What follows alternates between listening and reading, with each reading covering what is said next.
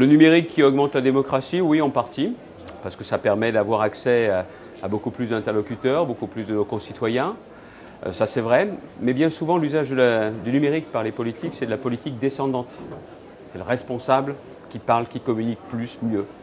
Le vrai sujet, c'est comment vous réussissez à avoir un contrôle démocratique, c'est-à-dire la politique ascendante. Et aujourd'hui, il faut bien reconnaître qu'il n'y a pas grand monde qui y est. Après, il y a aussi autre chose.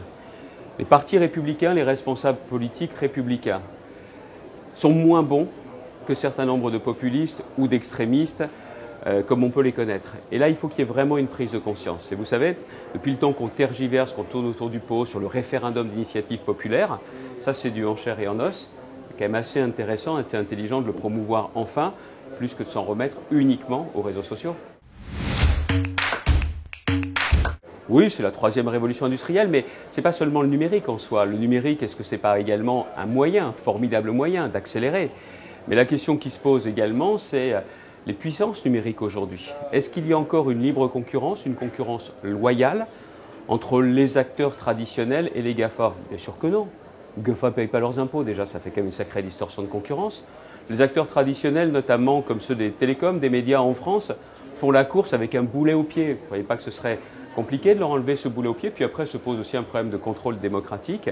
Je pense qu'il y a des GAFA aujourd'hui, on l'a vu avec ce qui a été voté au Parlement européen, directive sur les droits d'auteur. C'est un pur scandale. Le lobbying de certains, notamment de Google, pour empêcher qu'il y ait une juste rémunération des auteurs. On va se réveiller un jour déjà ou pas? Que faut-il faire de Google? Se réveiller déjà, et je le dis, si Google ne comprend pas, il faudra aller au démantèlement de Google. Et c'est à l'Europe de prendre de telles initiatives. Des gens qui se foutent royalement du monde, qui sont en train, pas seulement de gagner un maximum d'argent, d'essayer de concentrer tous les pouvoirs, demain dans le domaine de la santé, et demain quel est celui qui va prendre le pouvoir sur l'énergie?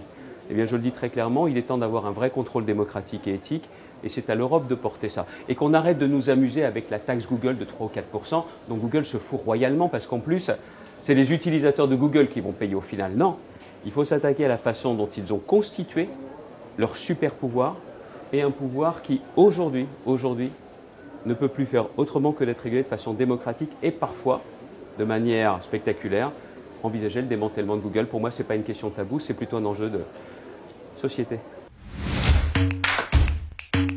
Si on revient à la question du terrain, si on en revient à la question numérique, il faut bien voir que si on pense que le numérique va prendre plus d'importance politique et démocratique, il faut que tout le monde ait accès au numérique. Et ce n'est pas le cas aujourd'hui. On est en train de raisonner pour 80-85% de nos concitoyens. Une grande partie n'a pas cet accès au numérique. Et c'est pourquoi les pouvoirs publics, avant de faire des grands discours, doivent déjà raccorder tout le monde. Et après, vous avez un sujet. Quand tout le monde sera raccordable, tout le monde a entendu parler de l'illettrisme et l'électronisme. Ceux de nos concitoyens, et ils sont nombreux, des millions et des millions, qui, eux, ne sont pas à l'aise avec Internet, les réseaux sociaux et le numérique. On les laisse sur le bord de la route? Non. La démocratie, c'est laisser personne sur le bord de la route. L'endroit déjà où il y a le décloisonnement entre le monde de l'économie et le monde politique. Et ça, c'est important, je viens depuis plusieurs années. Et c'est ici, à chaque fois, même si on ne partage pas à 100% les conclusions, qu'il y a un vrai regard, pas seulement sur l'économie, mais aussi sur la société.